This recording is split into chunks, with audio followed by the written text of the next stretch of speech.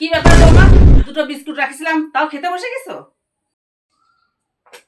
এত খাই খাই স্বভাব কেন তোমার? আম্মা, কালকে তো সবাই খেয়েছে বিস্কুট, আমি শুধু খাইছিলাম না। আমি তো ভেবেছি এই বিস্কুটগুলো আমার জন্যই রাখা আছে, তাই তো আমি খেতে বসেছি। আমার মেয়েটা এই বিস্কুটগুলো অনেক পছন্দ করে। তোমার যা দেখবা তাই খেতে ইচ্ছে করে। সামান্য এই বিস্কুট খাওয়া নিয়ে আপনি আমাকে এত কথা বললেন মা। আগে জানলে আমি কখনোই এই বিস্কুটগুলো খেতে বসতাম না। কেন, বাজারে কি আর বিস্কুট পাওয়া যায় না, নাকি বাজার থেকে আনা যাবে না? আপনার ছেলেকে বললেই তো সে নিয়ে আসতো। আপনি আমাকে খামাখায় এতগুলো কথা বললেন। এই দোলা, মা বললো তোমার নাকি আজকে আবার পার্সেল এসেছে।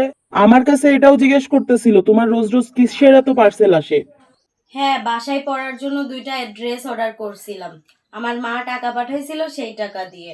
বাসায় যে ড্রেসগুলো পরি সেগুলো তো সব নষ্ট হয়ে গেছে, এর জন্যই আর কি অর্ডার দিছিলাম। আরে সেটা তো আমি বুঝতেছি, কিন্তু আম্মা তো আর বুঝবে না, তাই না? আম্মা তো ভাবতেছে আমি তোমাকে কিনে দিয়েছি, এর জন্য তো আমার সাথে অনেক বকাবকিও করতেছিল। হ্যাঁ, আম্মা সকাল থেকেই আমাকে অনেক বকাবকি করছিল ড্রেসগুলো অর্ডার করেছি বলে। আমি নাকি সংসারী মেয়ে না, আমাকে দিয়ে নাকি সংসার হবে না, আরো অনেক কথা বলতেছিল। কপাল করে আমার ছেলে একটা বউ এনেছে, একটা কাজ করতে গেলে সকাল থেকে সন্ধ্যা বানিয়ে ফেলে। শোনেন আম্মা, আপনি যেভাবে আমার প্রতিটা কাজে দোষ ধরা শুরু করেছেন, এভাবে চলতে থাকলে আমার পক্ষে আর আপনার সাথে একসাথে সংসার করা সম্ভব না। আমি আলাদা সংসার করতে চাই। এটা তুমি কি বলতেছো? তুমি এখন আলাদা সংসার করতে চাও? আমার বাপ মা বোনকে তোমার এখন আর সহ্য হচ্ছে না, তাই না?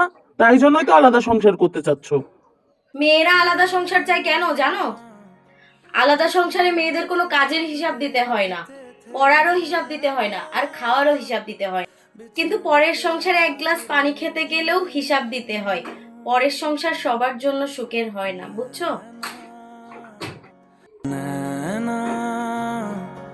जो सांझ ख्वाब देखते